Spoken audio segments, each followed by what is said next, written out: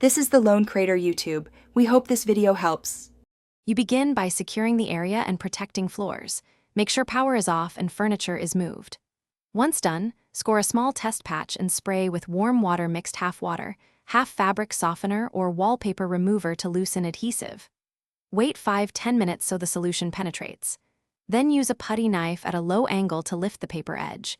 If it peels easily, continue. If not, rescore and respray to avoid gouging the board. You now proceed methodically across the wall, working in small, manageable sections so adhesive stays soft. Use a scoring tool sparingly on vinyl topcoats, and then a wide scraper with short controlled strokes to lift materials off the board without digging.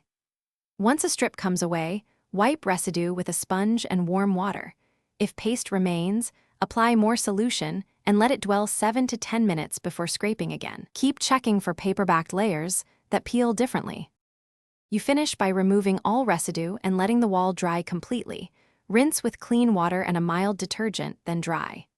Next, sand any raised fibers and fill small gouges with joint compound, allow to cure, then sand flush.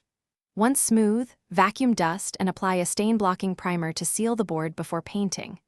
If seams or paper patches remain, re-wet the area and gently peel.